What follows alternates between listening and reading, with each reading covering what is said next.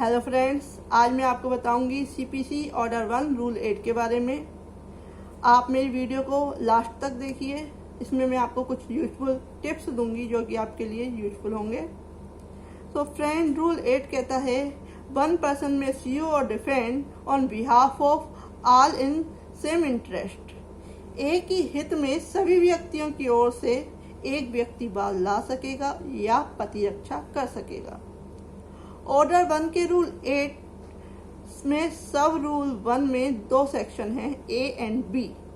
ए कहता है कोर्ट की अनुज्ञा यानी कि परमिशन से केस फाइल हो सकता है कोर्ट में।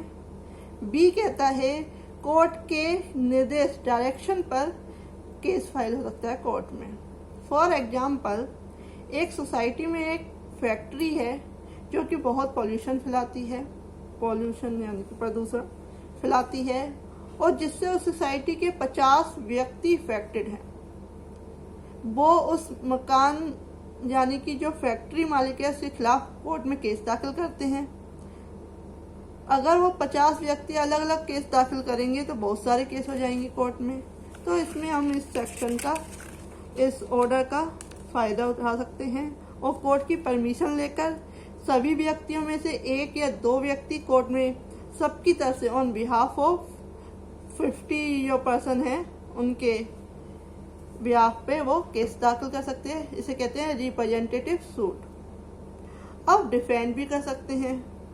फॉर एग्जाम्पल, एक मकान मालिक है जिसके कि 200 किराएदार हैं और वो 200 किराएदार उस मकान मालिक को टाइम से किराया नहीं देते हैं। वह उन 200 किराएदारों पे कोर्ट में केस दाखिल करता है और उसे डिफेंडेंट बनाता है अपने केस में। अब कोर्ट डायरेक्ट यानी कि निर्देश दे सकता है कि आप सभी 200 प्रतिवादियों में से एक या 2 व्यक्ति भी इस केस में प्रतिरक्षा यानी कि डिफेंड कर सकते हैं और इस केस को हैंडल कर सकते हैं। सो फ्रेंड्स, क्लियर है। अब आते हैं सब रूल 2 के तरफ।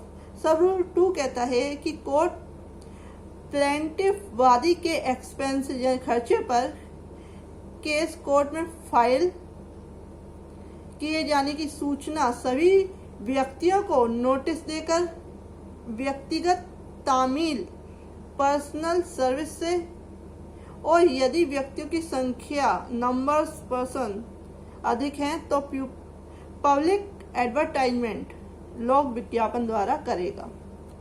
सब रूल 3 कहता है कि उस रिप्रेजेंटेटिव सूट में केस में रिलेटेड कोई व्यक्ति उसे केस में पार्टी बनने के लिए अप्लाई कर सकता है, आवेदन कर सकता है।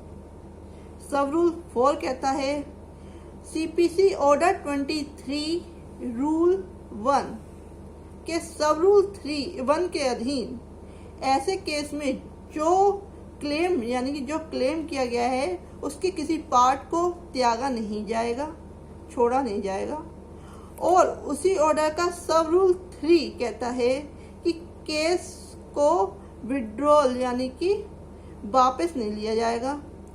और ऑर्डर 23 का रूल 3 कहता है कि कोई करार या समझौता एग्रीमेंट उस केस में नहीं होगा जब तक कि कोर्ट नोटिस के माध्यम से सभी व्यक्तियों को, सभी पक्षकारों को सूचना ना दे दे प्लेंटिफ के खर्चे पर।